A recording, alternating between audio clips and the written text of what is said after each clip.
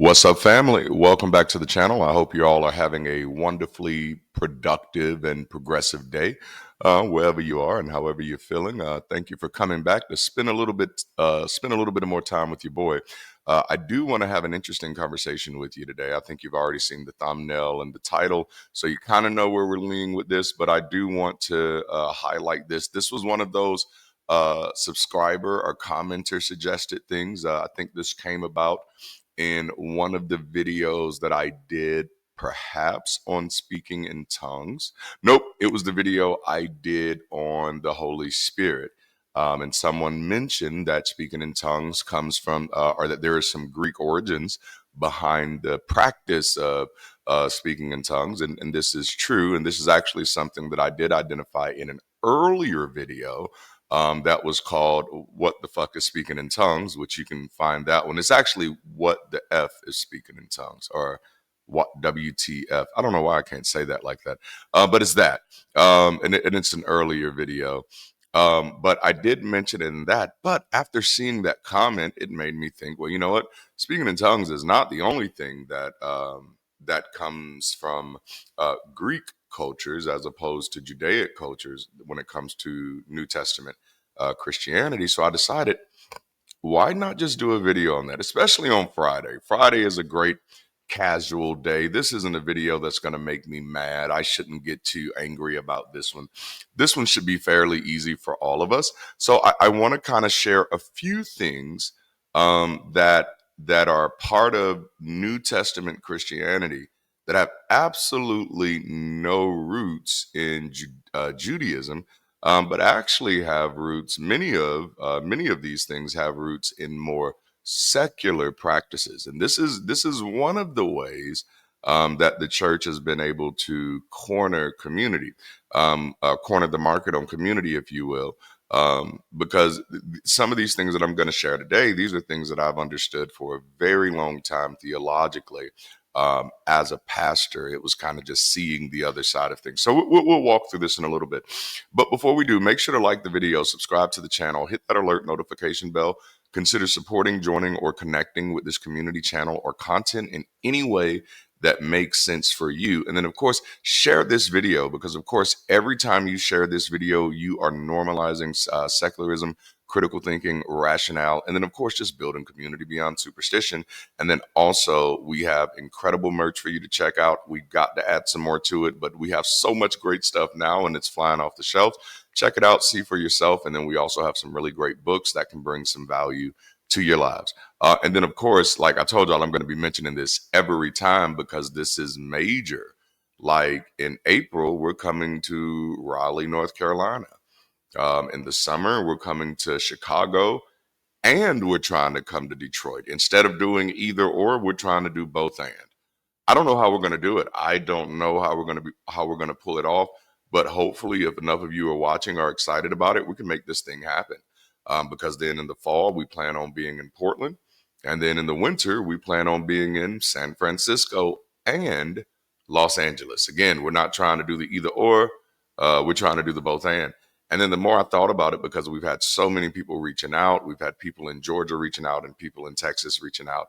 Man, we've even had people in Missouri reaching out. We have people who are planning on traveling for Missouri to catch the event in Chicago.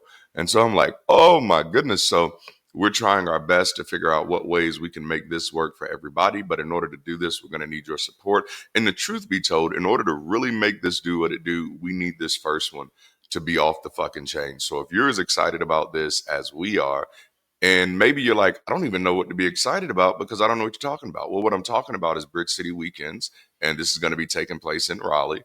We're going to be doing Bible study with an ex-pastor, Sunday sessions, and the ex-pastor call-in show, along with some other events, some fun activities for the whole family, so that we can actually really start building community in localities. And the goal is to after we're done with that event, to have built some solid relationships and to have inspired some people to start doing the work to build some small group there that can eventually blossom into a larger BridgeCity local campus, community campus. So that's what's happening, and we have the details for that event below in the description. All right. And if you want to support it financially, the crowdfunding link is there as well, because we need that. That is a decision that we've made. And I know it's kind of crazy. For lack of better words, we're kind of stepping out on faith, but actually just stepping out on understanding and reason here. We want to make sure that if our goal is to build community, that in every event that exists for that purpose, there really should not be a paywall. If the goal is community, there cannot be a paywall, which means we as a community have to find ways to support these events and trust that the events will be sustainable. That's good stuff. All right, so are y'all ready to jump into this conversation? So there are a few things that are quite commonplace in Christianity, and I talk about a little bit of this in one of the books I released last year, Christ Held Up. There's quite a few things in Christianity that have no root in Judaism, even though sometimes it kind of presents itself like it is a true born of a virgin offshoot of Judaism type of thing. And it's really not.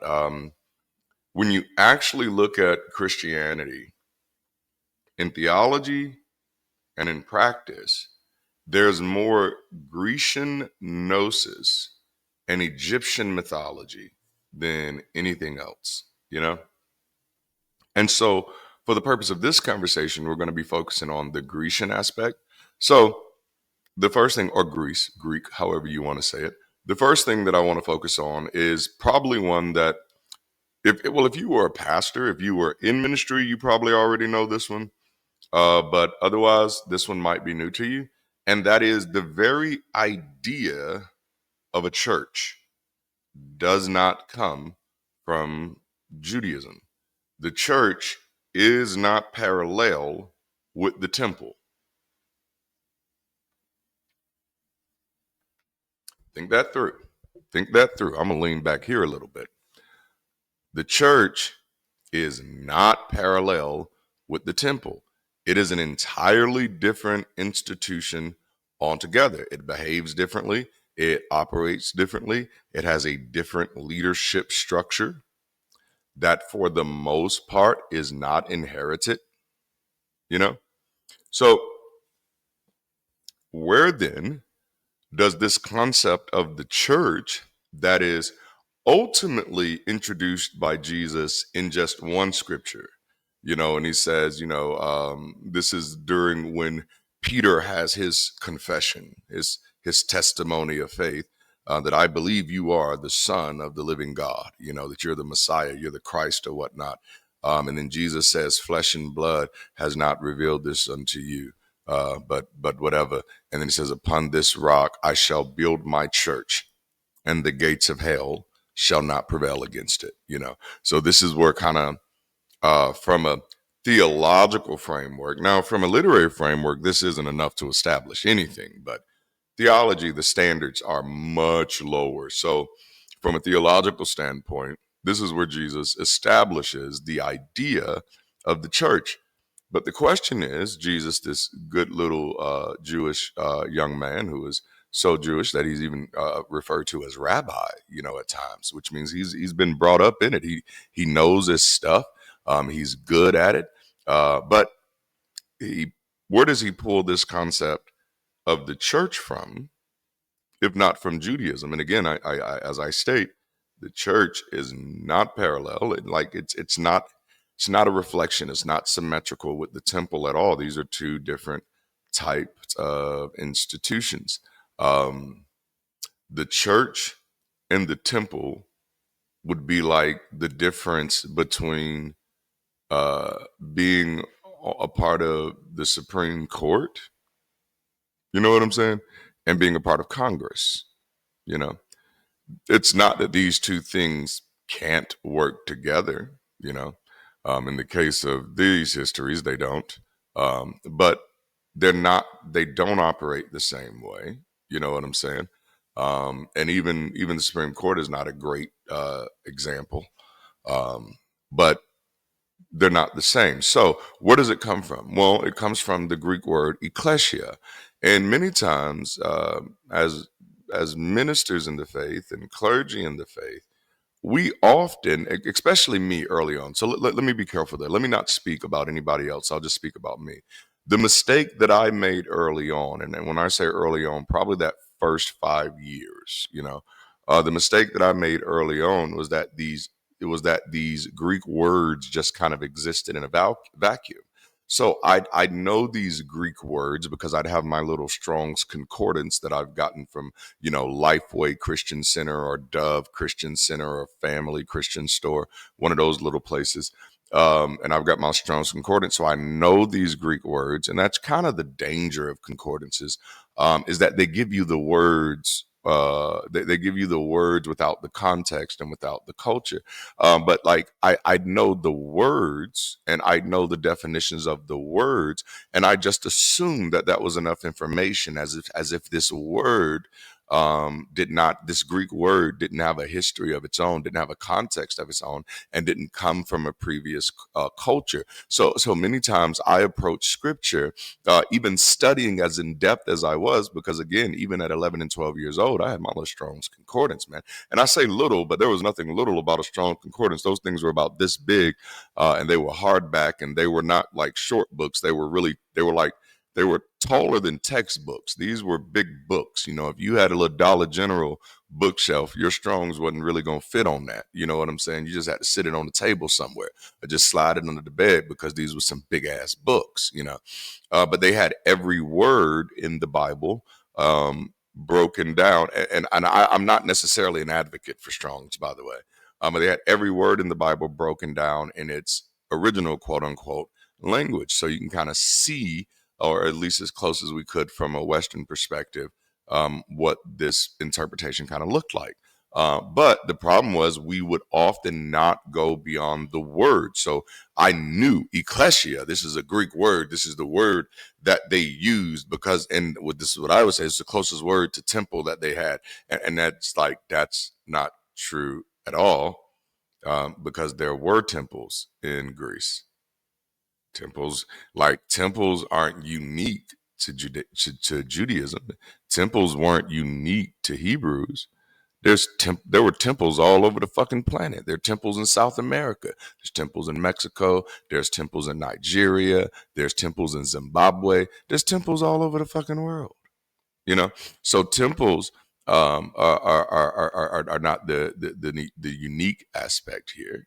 You know, so what is it then? What is it that this word ecclesia means? So um, after about 5 years, I did start getting a little trying to get a better understanding of these words, because there were several things which we'll kind of get when I get to the next category. So I don't want to put the cart before the horse. But so I'll start with church, which it comes from the Greek word ecclesia. And like I said, in Judaism, religious gatherings primarily occurred in synagogues and the temples, focusing on Torah reading and prayer. The concept of ecclesia in the New Testament, which translates to assembly or congregation, was used to describe a distinctly Christian gathering, one that was not merely a continuation of the synagogue, but a gathering for worship centered around Jesus Christ.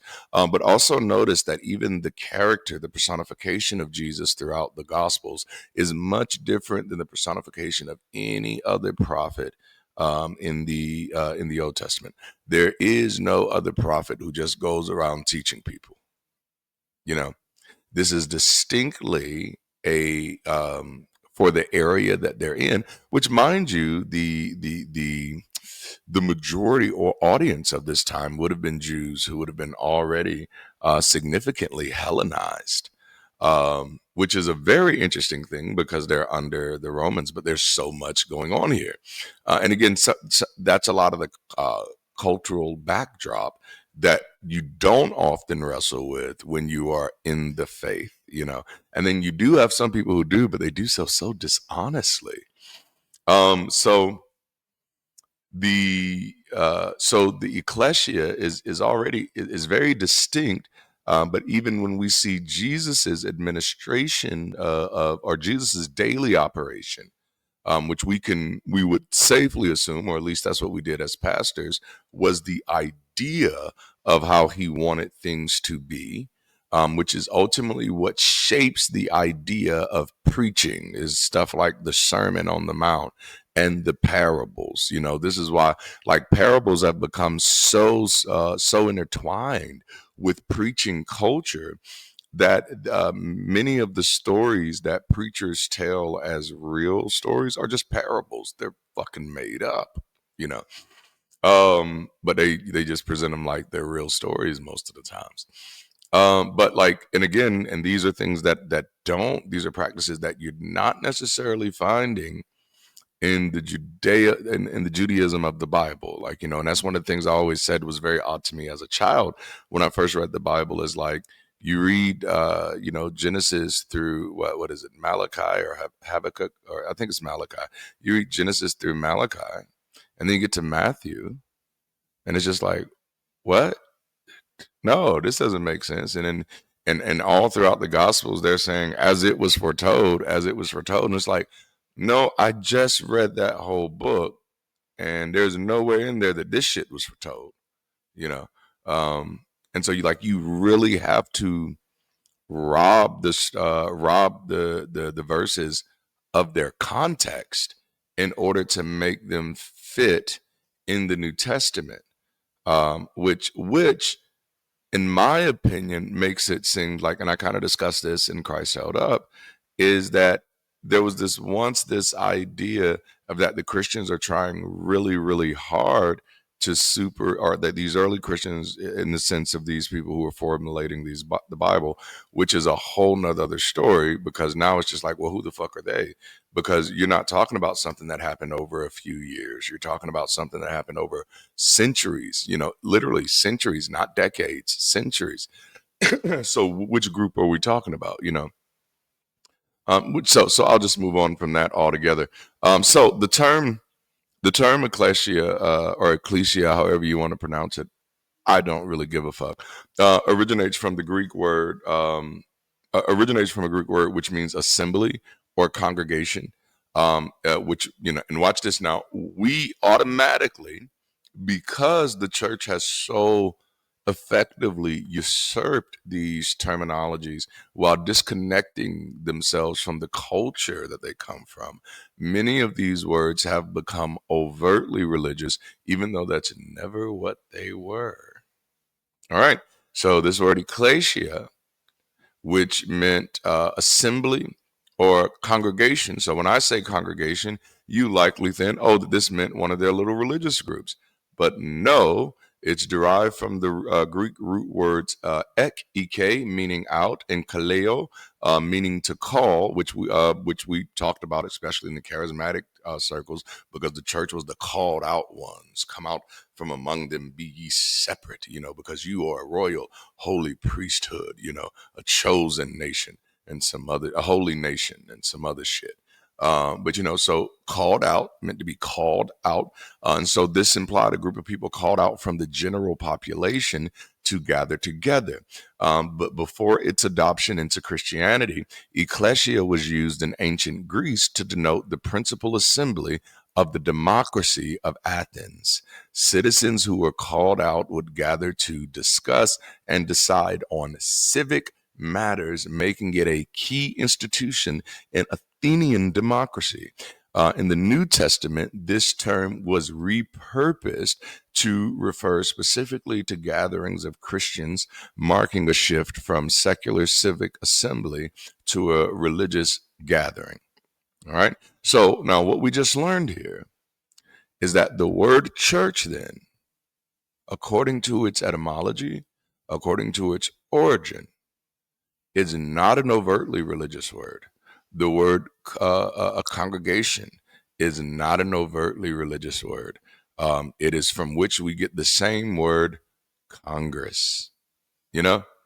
Yes, yes, because essentially our idea of Congress is based on the same idea of it's ecclesia, those who are called out from the main assembly, from the general assembly, to discuss and decide on civic, secular matters. So, by all technical definitions, a church is a secular assembly.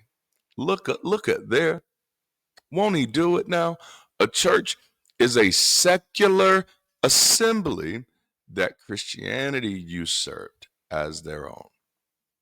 But that cookie can crumble a little further.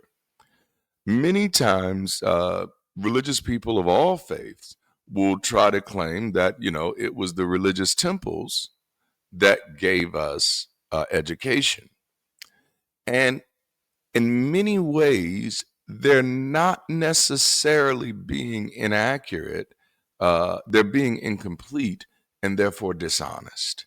And so when I say incomplete, is that no, it is not that our religious temples gave us education.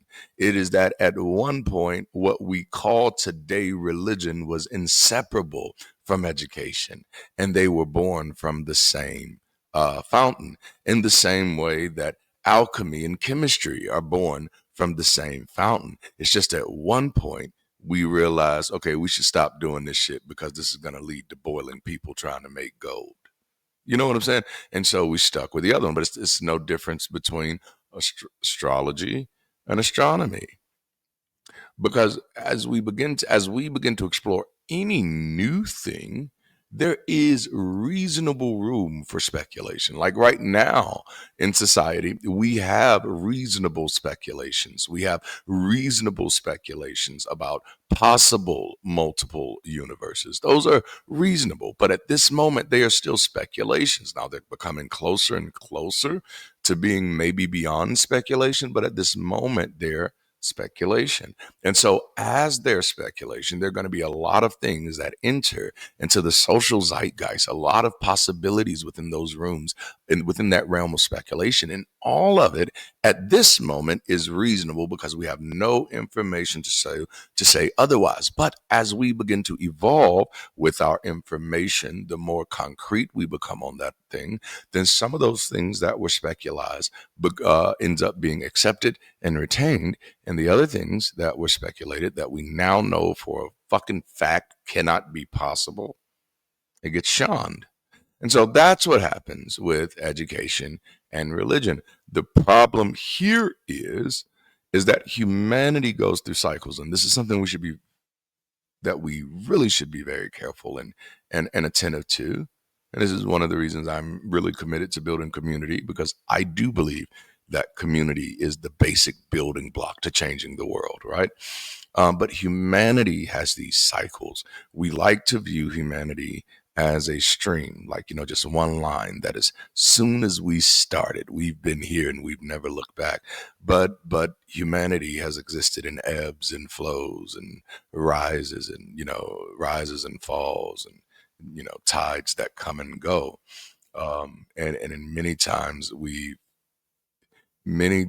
there are points we've risen to that whatever came after it was not even able to imagine what it had. You know what I'm saying?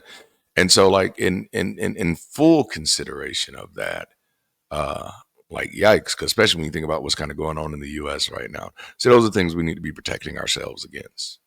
you know that's why I'm building community, because I believe community is the basic building block to changing the world, instead of just spending my time complaining about fascists and Nazis. I guess because I think the people who are complaining now are just realizing that there's a lot of fascists and Nazis out there. I think growing up as a black man in the South, I've realized that fascists and Nazis have been out there for a very long time. And so I see y'all are getting excited, but when y'all simmer down and everything and realize, like, damn, we actually need to do something about this, I'll be right here to say, hey, welcome to the party.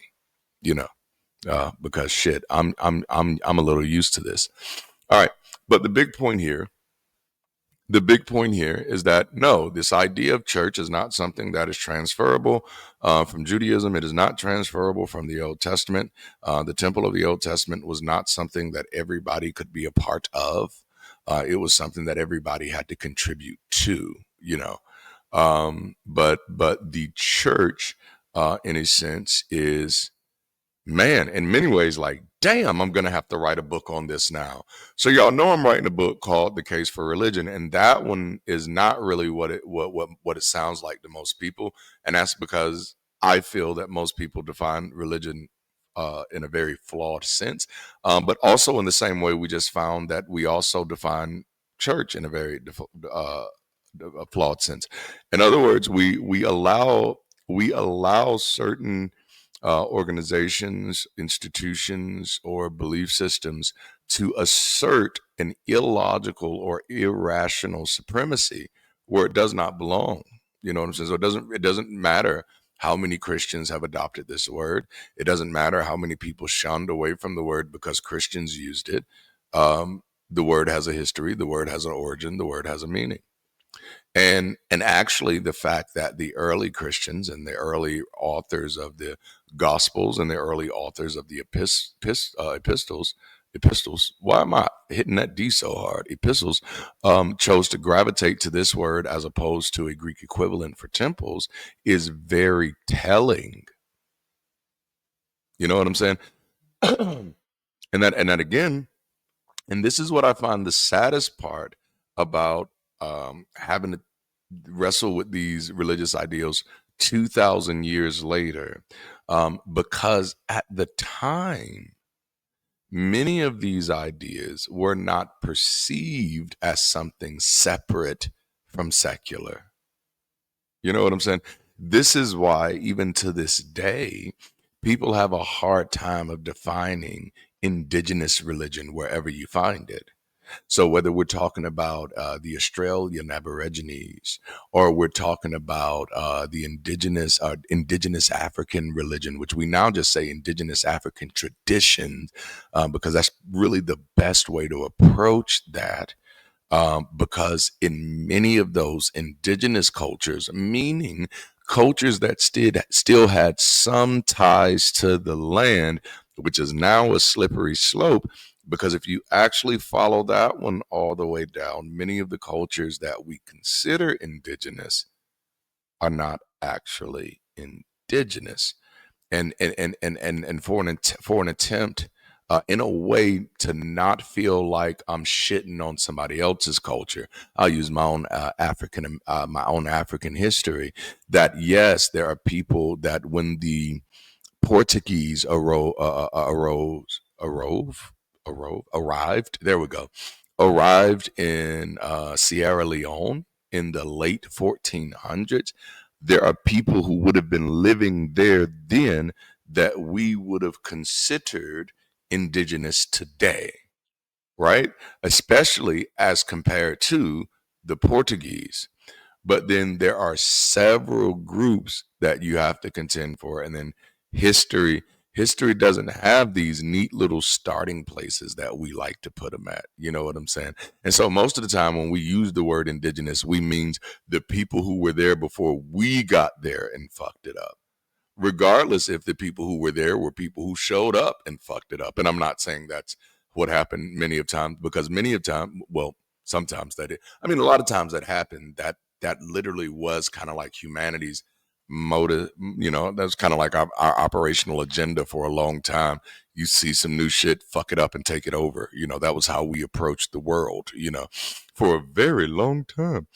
But and there were also just plenty of cases, especially when considering many cases on the continent of Africa, and many cases on the continents, on both continents of both of the American continents, where groups showed up where groups had already long moved from, and so I didn't mean to go on that indigenous rabbit trail, but you know these things are, like, learning is really important to me. Like, I enjoy learning, um especially when it comes to human history and having that long view, because it does give me more nuance to even things that I want to be angry about and upset about.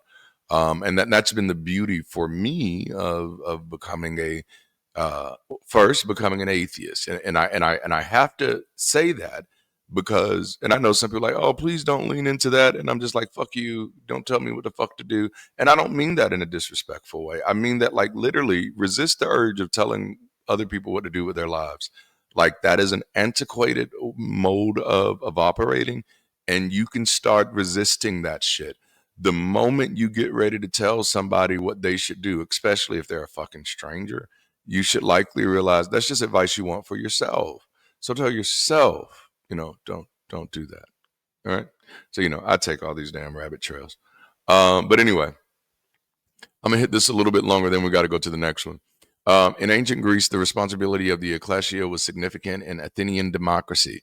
It served as the main legislative body where citizens could participate directly in the decision making process. Members of the ecclesia had the power to vote on laws, political alliances, war and peace, and other major issues affecting the state. Essentially, the ecclesia was the principal assembly that allowed citizens to exercise their rights and duties to deliberate and decide on public policy, making it a cornerstone of democratic governance in Athens. Now, I do want to highlight here, like, until we have, just quantum computing may get us there. Like, quantum computing may give us some new possibilities as far as cracking some codes in history, but we do not have a valid view of early Christianity. We have fragments, we have splinters, and we have what has become centuries later a Bible, a canon, but that canon doesn't actually, because we understand socio-political influences, it's a safe bet that the canon represents more of what the people putting it together wanted this book to say than it does anything that any of the intentional co-conspirators may have had in mind. And to me, that was getting clarity on that lack of clarity was major for me in my deconversion, or at least my safety to deconvert, because it was just like, oh, bet nobody who's saying anything about any of this shit knows what the fuck they're talking about, because there is no clarity here. That's why there's no consensus. There's no consensus because there is no clear view, you know?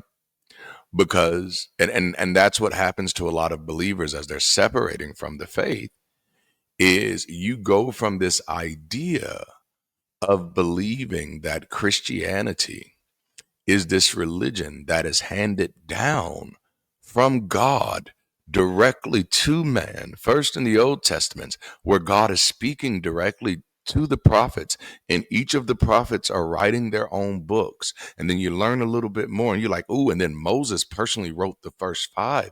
And then you also imagine that that God then sends Jesus, and Jesus is talking to Matthew, Mark, Luke, and John, and they're walking with him throughout his whole life, and he's telling them everything to write down. And then immediately after Jesus dies, you're thinking that's when this church becomes the church, becomes this historical wrecking machine.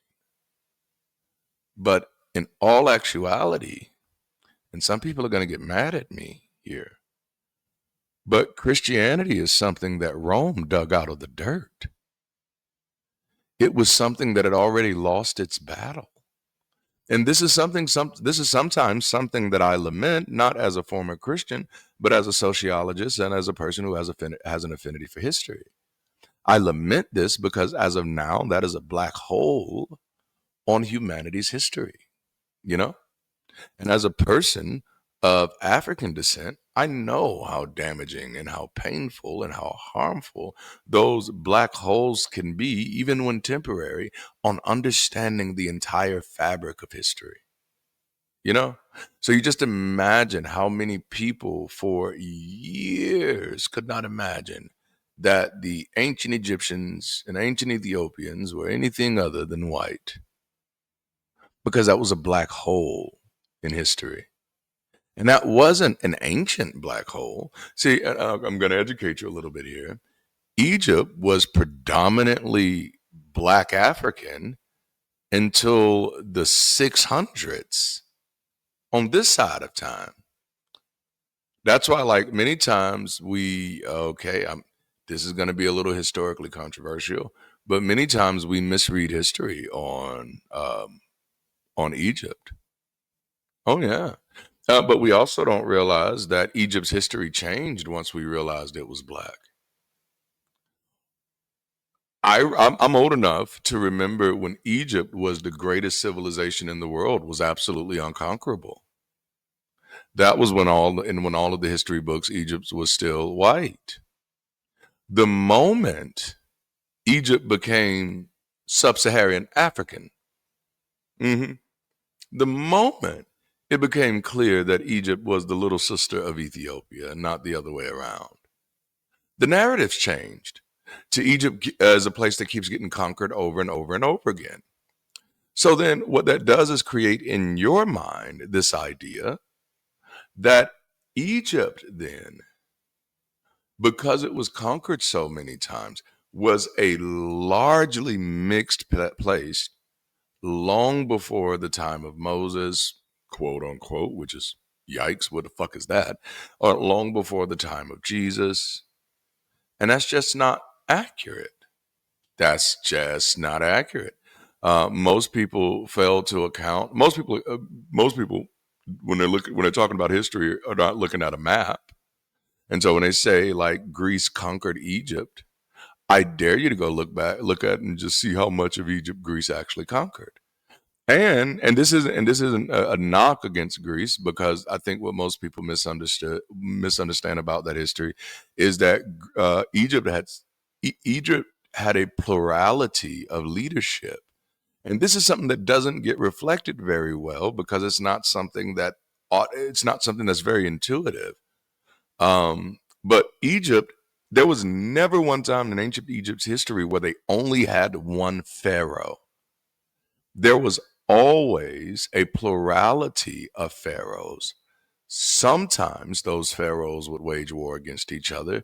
Many times they weren't, even while still being in um, somewhat abrasion for having a claim, because all of them would call themselves the pharaohs of the land. So when Alexander comes in and claims that top and overrides one of those bad pharaohs, the other pharaohs in the land don't really have an issue with that. You're on the northern part of the country, which for them was considered the southern part because of the way that the Nile flows. You know what I'm saying? It's a very interesting thing. But the big point is that there's nuance there, um, and so even the church using these words, even the early church using these words, there's so much that we've missed out on because of the political engine that becomes church is a separate institution than what was allegedly initiated in these early days. And now many of you know I'm not a Jesus, I don't know, they call it realist or Jesus mythicist. I'm a Jesus apathist. I don't give a fuck if he lived or not. That part is not important to me. Whoever founded this idea, that would be more historically interesting to me. The earliest groups of people that can actually be historically testified to and what their practices were, that would be interesting to me. Not because I'd be interested in practicing any of the shit that they practice, because I don't have the delusion that someone 2,000 years ago knew a lot more about where we were than today. Now, mind you, that's not just because of a time thing, right? It's because we absolutely know the culture and the context that they lived in. You get what I'm saying? So because we know the culture and the context that they lived in, we know for a fact they didn't have toilet paper.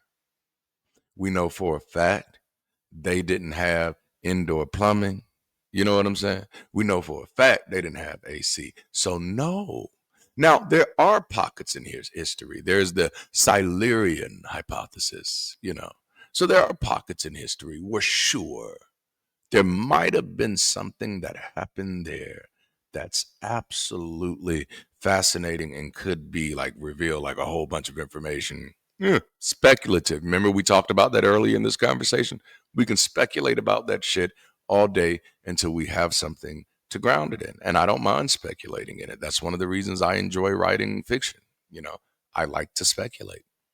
But at the end of the day, but the big point here, and I got to get past the church. I've only been in the church. Okay. So the big point is the church was the principal assembly that allowed citizens to exercise their rights and duties to deliberate and decide on public policy. So now we don't know what the early church looked like. And we do know by far and large that the church doesn't actually didn't actually take on this look, at least not the church that Rome dug out the dirt. So even though Rome still used the words that was in these epistles that they dug out, Rome, the Roman church didn't build an ecclesia, nor did the Greek Orthodox Church, nor did the Ethiopian Orthodox Church, nor did the Egyptian Orthodox Church, which was a thing until they became a part of the other one. And then there's another one that well, there's actually a lot of them. The ones depend on where you live, right? Because I had to dig to find some of these. But no, the idea of churches actually operating like an ecclesia, as far as we have a historical record for. Now, again, there may have been a point in early Christian history, that part of Christian history that as of now is buried in the dirt. Because remember, much of what we know of Christian history had to be dug up.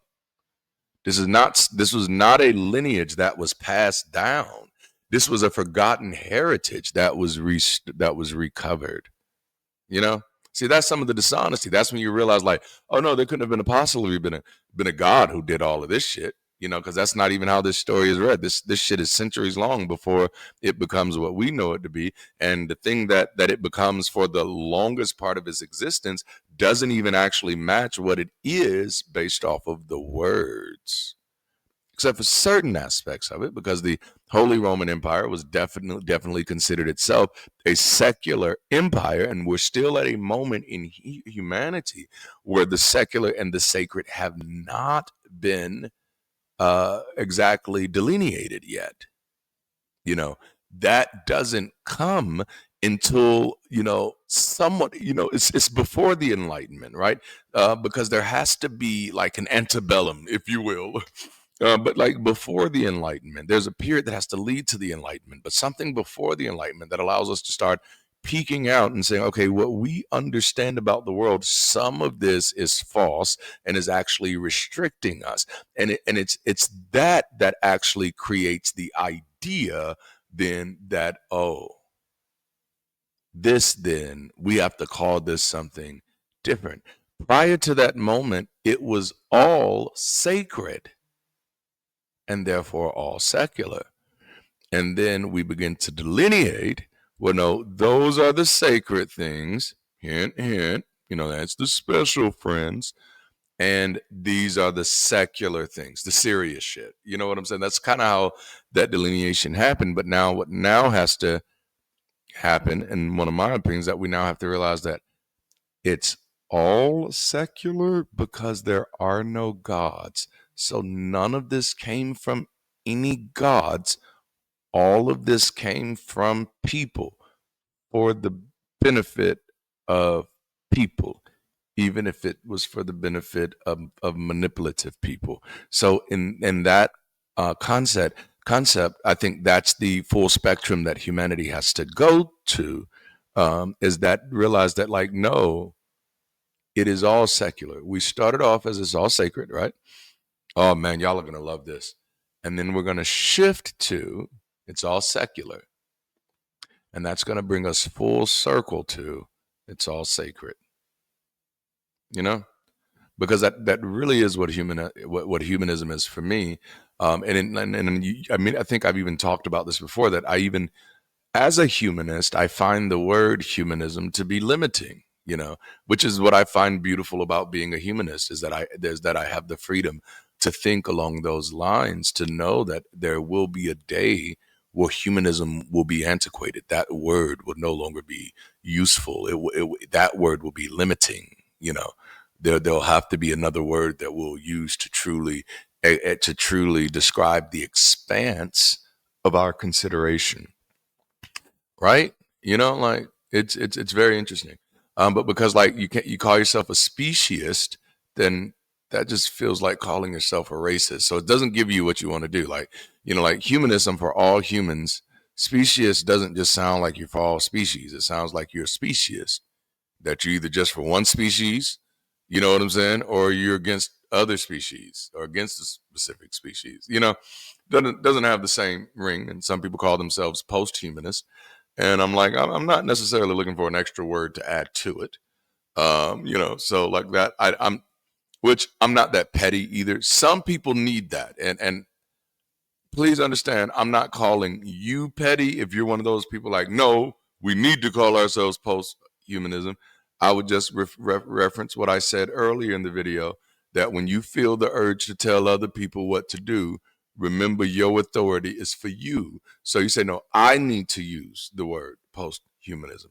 Nobody else needs to do it because I feel a certain way about it. You know what I'm saying? When it's that type of stuff, right? Because we really just need to be careful there. So when I say I find it petty, I'm not saying I'm finding you petty. I would feel petty if I started forcing myself to say post-humanism, because I'm not in a post-humanist world yet, and I don't have a fully post-humanist world view yet. Now there are some who do. Like there are people who are fully vegan. I think that would fit in the category of post-humanism, where their expanse of consideration has evolved beyond just considering the existence and rights and emotions and morality of humans, but trying to extend that to all animals. Not all living things for sure, because they do not extend that to vegetables and trees and shit like that. They make the same mistake that God does in not defining those things as living. But no, they don't. That was a joke. But the point is, like they have expanded their horizon to include animals and part of the other species, the crawling species, um, the species that can move. Species that can't move, they're okay with. Which I don't know.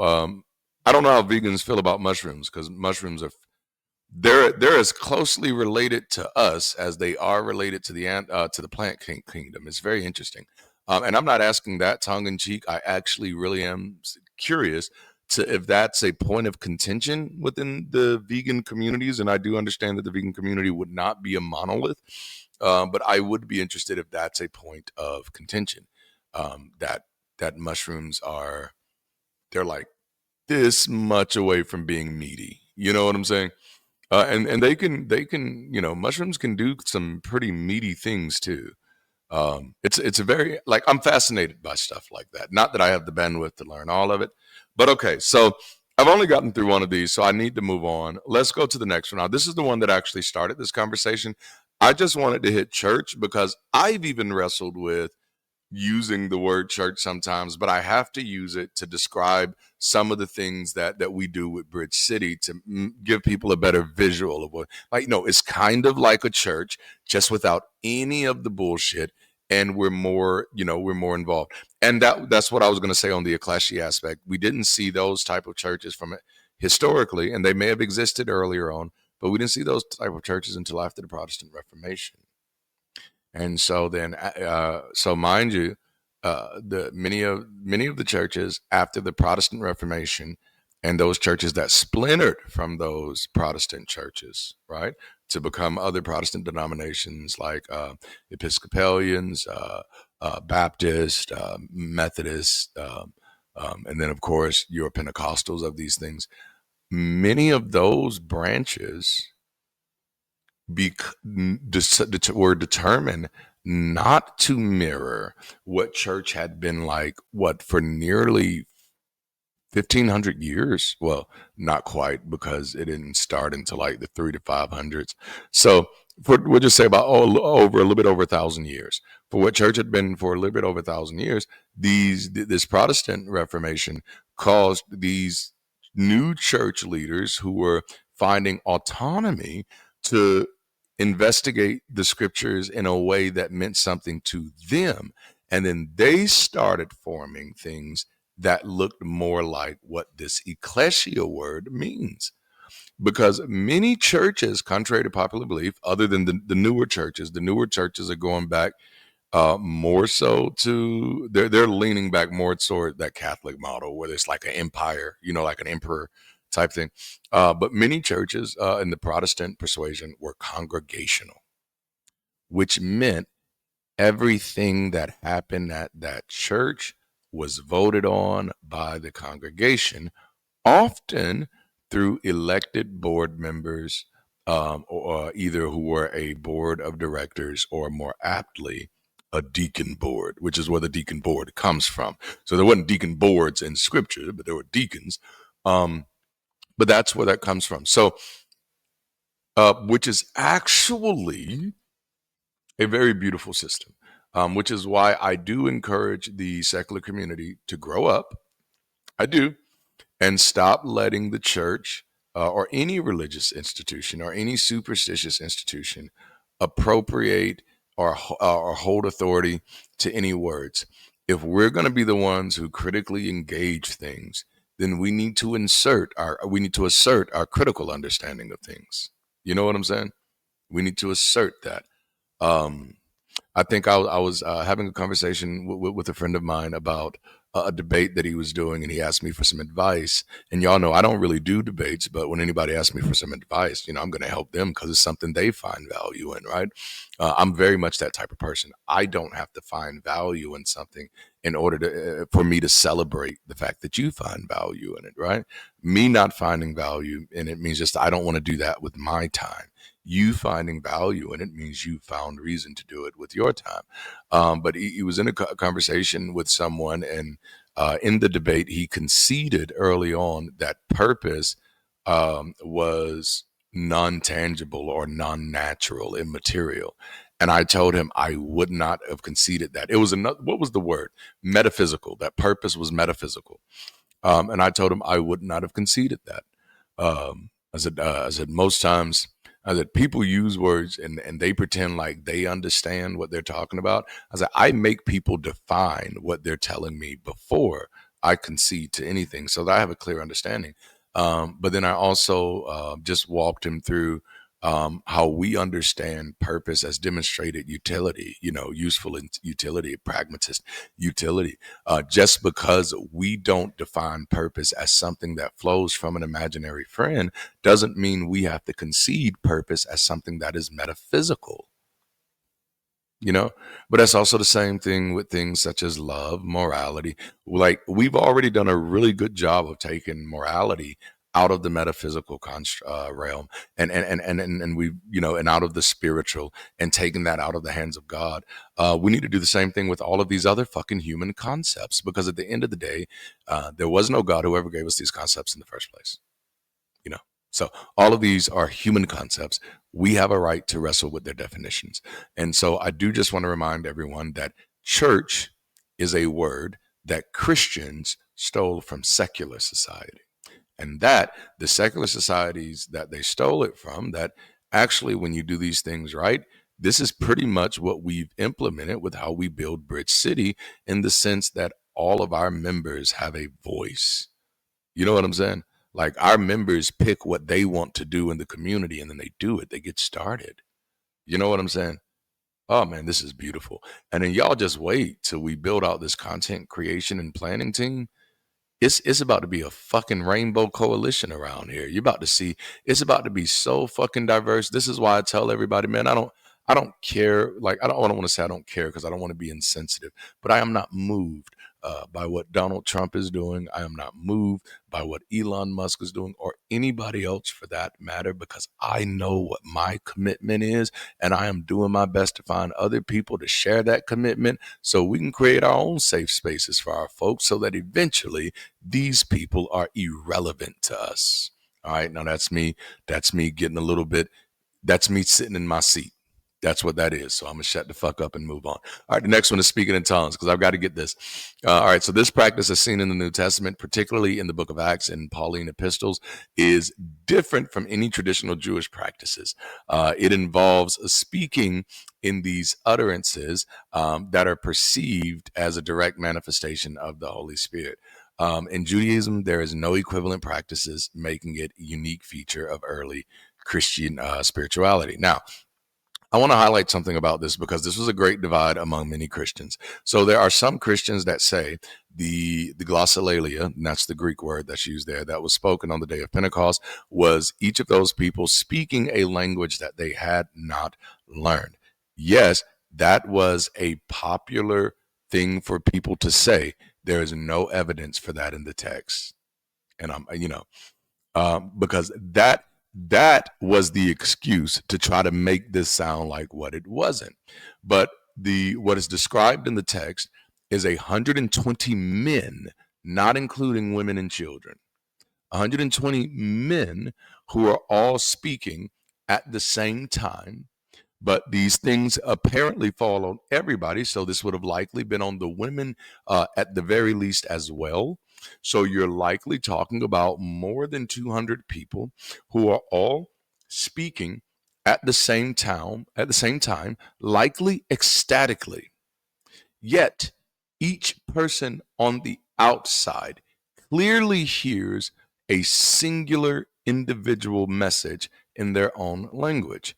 That is actually a statistical impossibility in the sense that even if you had a group of 30 people and you divided them up either in groups of threes, in groups of fives, or in groups of tens, maybe even in two groups of 15, and you gave them each one of those groups, whether the two groups, the three groups, the five groups, or the 10 groups, you gave each of those groups different English passages to read or different passages to read in the exact same language, and you had them all to read those passages at the same time, different passages, exact same language, the sound would be unintelligible, you know?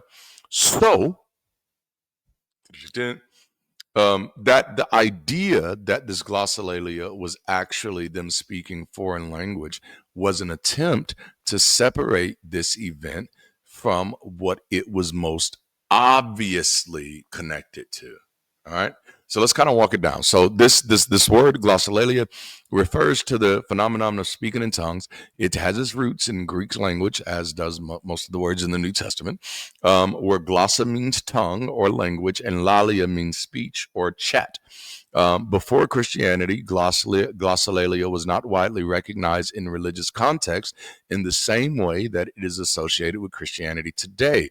In ancient Greek culture, however, there were instances of ecstatic utterances during religious rituals attributed to divine inspirations of God, notably seen in the practices surrounding the Oracle of Delphi, which are Delphi, however you want to pronounce that, which is what I mentioned in the What the Fuck is Speaking in Tongues video, where priestesses were believed to deliver messages from the gods in an ecstatic state that could resemble glossolalia.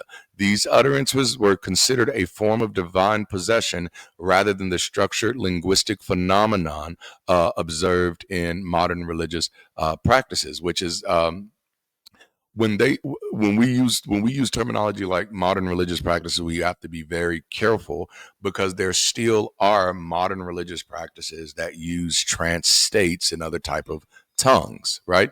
But what is clearly seen here is that this connection, again, has no connection in Judaism, has no connection in Hebrew culture, has no connection to the Old Testament. Instead, it has a connection to the language and the culture that it was written in. And that is, and again, the Oracle at Delphi was not known to speak foreign languages that other people heard in their own language. The Oracle of Delphi basically spoke in random fucking utterances.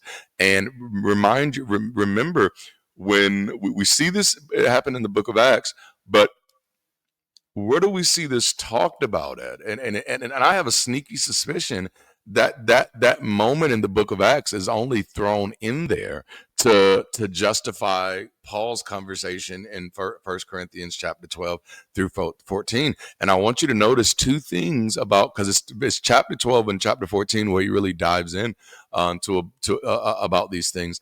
But I want you to notice in both cases, number one, he's talking to the Corinthians. Hello, right? But then not only that, there's also this undercurrent of having to keep women in check in these chapters as well. And of course, this practice itself comes from a woman dominated culture. So there's some stuff there, and notice that even in the New Testament, um, um, there are a lot more women who are active and involved than in the Old Testament, and this is definitely a very stark difference. That in many ways, some of the sexism that exists in the New Testament has been added after the fact because many people were very uncomfortable with some of the ways some of the women are portrayed, especially in the Gospels, in the Book of Acts, and through many of Paul's letters. All right. All right. So, and of course, the Oracle of Delphi's glossolalia Delphi served as a form of divine communication. The priestesses, known as Pythia, entered into a trance-like state believed to be induced by vapors rising from the earth, which allowed them to speak the words of the god Apollo. This ecstatic speech was interpreted by the priest, who relayed the divine guidance to those seeking answers. The purpose was to provide counsel and prophecy on a wide range of topics, from public policy to personal advice, significantly influencing political and personal decisions across the ancient Greek world. Now, this is a New Testament New Testament practice that is 100% in contradistinction to Old Testament practice, because in Old Testament practice, God didn't need to speak to people in other tongues. Old Testament practice, God just spoke to people.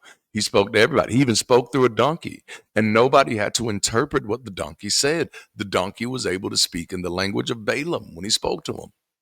You see what I'm saying? Like that's why I said, like, me as a kid reading the Old Testament and reading the New Testament was just like, these are two completely different stories. This is not part one and this is part two. This is one book, and that's, you can't even say that shit, right? But this is one book and this is a whole nother other book. But at least these first, what is it? What it 31? No, however many books of the Old Testament, at least these first 24. No, we're close. We're close. But at least these first few books of the Old Testament are like, I am so close, y'all. Like, I keep running the numbers in my head. But these first few books of the Old Testament, they're at least a part of the same fucking universe. You know what I'm saying? Like, they're scattered apart. Like, some of this shit is aged out as fuck. Job's placement in the Bible is out of place like fuck. You know what I'm saying? As a book, it's out of place chronologically. It's out of place. But you still get the feel that this stuff all exists in the same universe.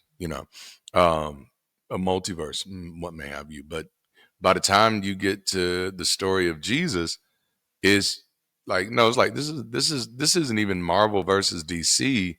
This is a whole different genre of storytelling. This is a whole different type of storytelling. And then once you actually have an understanding of what the kind of warnings are in the Old Testament, like you pay attention to God's tantrums in the Old Testament, then the New Testament seems to be the very thing that God was against.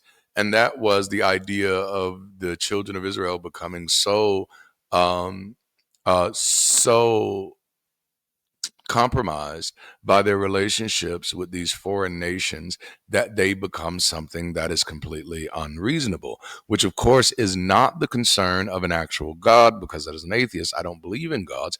But as a sociologist, it was the concern of the people who were trying to reclaim their identity after exile and dealing with the fact, because honestly, this is a very real thing that the African American community has dealt with since the 1800s, of of this cry of not wanting to become so American that we lose our Africanness. And so those are the temper tantrums that you see God taking on. All this stuff is socio political. But in this sense, that was tongues. All right, I got to hit this other one, and then I'm gonna close this thing down. The last one I want to hit, which is actually a 3-in-1, is all right. So we've hit church. Church is not a concept that comes from um, Judaism. It is actually a concept that comes from secular society. And actually, the ecclesia is actually a better form of democracy than the one we have, because the one where every member, has a type of thing, or at least every member of the ecclesia has. And so I'll say it this way: the ecclesia in the church sense was a great model. But I do remind people that all religions are nation building apparatuses. Um, that's what they all are. There isn't a religion, other than newer religions, that isn't connected to the national development of some ethnic people group. That's how they originate. They've become something later. They've become something else later on. And so, in the same way, Christianity is no different. Even in its earlier forms, even though we don't have that picture, but what is clear in the Gospels, and again, that's been manipulated by the canonizers. So you got canonizers and colonizers, but that's been manipulated by the canonizers. But it's clearly a picture that what they're trying to create is a new society. But so Jewish communities were led by rabbis and priests who focused on teaching the Torah and performing temple rituals, and that's a very oversimplified view, at least from the Old Testament. This is what they've become today. From the Old Testament perspective, the rabbis, and more so I'll deal with the priests. The priests fulfilled a civic duty, which we've kind of talked about in our Bible study with an ex-pastor. We talk about it with a lot of laughter, but it's accurate nonetheless. In ancient Greece, this term was used more generally for any messenger or envoy who was part of a military or diplomatic context. It was not religious and referred to anyone sent on a mission with a specific task or mission to deliver. That's for apostles. It comes from the Greek word apostolos. They were tasked with delivering messages or carrying out specific messages assigned by city, state, or military leaders. Now, and again, this is information that I came across very early on in my ministry, because I've mentioned before, I was called an apostle at many times. As a young believer, that's what people saw me as an apostle. And so in that context, I wanted to understand what that meant. And what I realized, that most people were just making shit up as they went. And so, like, I did my best to study through the scriptures, and I was like, the scriptures give me a little bit of information. And I was actually able to pull a little bit more from the New Testament than I was able to than most people were, but I still wanted more. So I wanted to understand the context of these words before Paul used them. Paul is ultimately the first person in Scripture to use the word apostle, I believe. Trying to make sure I'm right. Outside of the narratives use the word apostles. So, like, the Gospels use the word apostles, but there's nobody using the word apostle that is being quoted until Paul does. And so I wanted to know what did this word mean before then, because then that would give us insight into, because of course at this time I believed all of these people were real and stuff. That would give us insight into what they were thinking when they chose to use these words. Because in the Old Testament you have prophets, and you can kind of get away with pastors, but the word pastor only shows up one time in the Old Testament and is translated shepherd. But by the way, the word pastor only shows up 2 times in the New Testament. And so it's very interesting that the majority position in churches is the pastor, even though it wasn't a major position in Scripture. But the big point here, these words, apostle, bishop, evangelist, these words have no connection to the Old Testament. In many ways, they don't even have a Jewish equivalent. They don't have a Hebrew equivalent. And all three of these words, interestingly enough, have a militaristic connotation, which is why I always find it funny that people can't see the militancy in evangelism. Evangelism, by its definition, which you'll kind of see here, is militant. The apostle, again, is someone who is basically sent on a military mission. Now that could be a good military mission, or it could be a bad military mission. But at the end of the day, it was a mission of already established conquest, or conquest getting ready to go down. Bishops, in the same sense, were which the biggest, like, we already know where this word comes from, like, especially if you play chess. Like, we should know that bishops existed before the church. The word comes from, even though it's episkopos, it comes from this ancient idea of viziers, advisors, overseers, which are roles within civic duties and functions that were functions for the Greeks in their cities. They were responsible for more administrative, finance, and governance, ensuring that regulations and standards were upheld across different sectors of life. So you need these bishops to make sure that the new places that you were establishing your new conquest in were running correctly, you know. And honestly, we still use these models. And in the word evangelist, which comes from euangelisto, I'm not ancient Greek, so I don't know if I pronounced that right. And it's eulistes, not but the term originates from euangelon, which meaning good news, was typically associated with the announcement of a victorious battle or other significant happy events in Greek culture. It was not originally a religious term, but was co opted. That's the word I've been looking for this whole episode, but was co opted into Christianity to denote those who spread the religious good news. So notice that so far, all of the words that we've looked at that have been co opted from Christianity were all secular, communal, civic, political words, even military, even.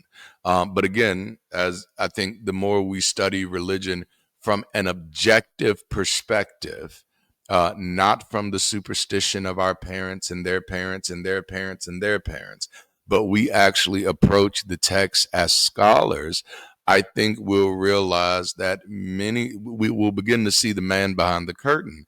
That, like, I'm not convinced that many people who were part of these ancient movements that we identify as religions today were always as superstitious as we are today. I'm not convinced, because I do find, and I've seen this happen a lot in Egyptology, and many times they've been able to correct themselves. But I do find that we have a bad habit, horrible habit, of superimposing our superstitions on anthropological developments. In one case, this was found with a certain group of Egyptians who were just automatically believed to be sun worshippers, because they saw these pictures of the sun being up high and the people having their hands up. And so, because we have been so inundated by worship, that's where our mind went, is that this is worship. Now, what they later found out is that that's not what's being depicted on that relic at all. But these are, like, I mean, you could still use those words. It would just be an oversimplification. But that this relic is showing an appreciation, not just for the sun, but for the solar system and the mathematics that these ancient cultures, and I think the mathematics may have been off a little bit, but these specific group of Egyptians were. This wasn't a relic of them worshiping. This was a teaching relic about them learning some of the math of the solar system, of what they perceived as math of the solar system. But we had jumped to that conclusion because we assumed that that they must have been just as superstitious as we are, if not more than. And I think in doing so, we must realize that superstition, by far and large, was caused by, or at least like the religious type was caused by violence, you know?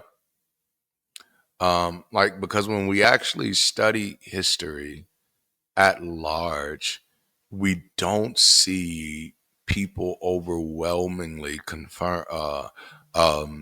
concerned about superstition. We see pockets of it for sure. We see evidence of it for sure.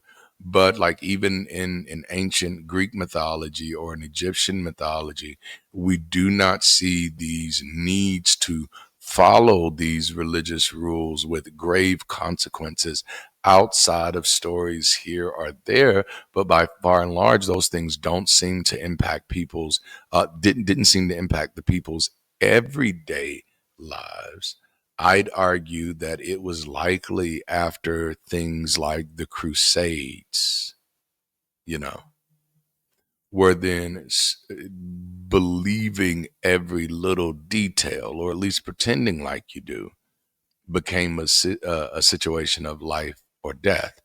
And so there may have been a point where humanity was already gradually, and these are those rises and falls and ebbs and flows that I talked about earlier, that humanity would have been gradually coming out of superstition already, but the Crusades and other religious wars would have been those things when coupled with imperialism and colonization, colonialism, that would have spread or respread, recaused this virus of fear-based superstition to take an uptick in humanity. Now that's my hypothesis. Nowhere near a theory. Last one I'm going to hit, and I'm going to hit this one fast, is the idea of communion, which of course is supposed to come from Passover, but communion looks nothing like Passover. And then even what we try to make communion is like super duper weird. But the concept itself comes from the Greek word koinonia, which is, it's funny because this was something that, and I think I've mentioned this in a few of the Bible studies with the next pastors that I've done. This was one of the many reasons that I completely stopped doing communion as it was practiced in other churches. In my church, where communion for us became something that we did every fifth Sunday. And that was just when we all brought food together to the church and we shared it together and we had a good time. And, that was communion for us. But apparently the reason I went there is because that's what this original term kind of did. In ancient culture, koinonia encompassed various aspects of communal life, including economic partnerships, intellectual sharing, and joint participation in civic activities. It emphasized a shared sense of community and collective responsibility, transcending individual interest to foster unity and mutual support within groups. It involves sharing or pooling resources and responsibilities among group members, emphasizing mutual support and unity. This could include financial partnerships, shared religious practices, communal living arrangements, and collective decision making in civic matters. The purpose of koinonia was to strengthen social bonds and ensure a cooperative approach um, towards life and living common goals, challenges, and enhancing the welfare and stability of the community as a whole. And I can honestly go on all these topics for like forever and ever and ever because there's so much more here. But the big point that I really wanted to make in today's conversation is to demonstrate to that how many of the things that even today that we view as overtly religious are things that have been absolutely co-opted by religion. And we need to find the comfort and the audacity to take those things back. Please remember there was a time that morality was considered overtly religious. There was a time that such human emotions as love were considered overtly religious. We now know better. So we need to understand the same thing about community and these principles of community, because we've been kind of blinded to these things and even standoffish from these things, which is really a lack of information and a lack of education and a lack of critical engagement. But because we've been so standoff, we are absolutely robbing ourselves of necessary principles of building community. And so what we end up doing is trying so hard to build communities that don't look like church, that we just end up building communities that not only do not look like communities, they don't even fucking function like communities. And so I'm hoping that there's something that I've said in this video that helps somebody rethinks that and remember that we are the meaning makers. It is on nothing. It is all secular, and that is the only time it can be sacred. It's only sacred when we have a fully secular understanding of it all. So none of this stuff flows from divine on high. None of this stuff, was created in a heavenly bubble. All of these things originate in humans working together and trying to find ways to build up systems that move them forward. Do not overlook that history just because some people with some crosses decided to co-opt it as something that was uniquely their own. Do not forget that they did the same thing with morality. Do not forget that they did the same thing with love. Do not forget that they did the same thing with decency. Do not forget that they did the same thing with humanity itself. And so in the same way that non-believers have reclaimed our humanity, it is time for us to reclaim our community. Thank y'all so much for hanging out with me today. Listen, if you haven't already, make sure to like the video, subscribe to the channel, hit that alert notification bell. Consider joining, supporting, or connecting with this community channel or content in any way that makes sense for you. And then, of course, share this video with somebody. The further we can get this message out, the better. Let's be intentional about making an impact. And last but not least, support our merch, man. Support our books. It's an easy way to support the work we're doing. We're trying to bring this BridgeCity weekends everywhere. Apparently, we're trying to get it everywhere because we have members in Australia, we have members in Canada, we have members in the UK, we have members in South America, we have members in Africa, we have members in the Caribbean, and we want to be able to build community everywhere that our members are. And so why don't you help us? Why don't you join the work? Get involved. One of my saying is do the work, do it right, do your best, do the most. But anyway, I've said all that I can say. I love y'all so much. Until next time, keep rising, stay progressive, and be the bridge. I'll holler at you later.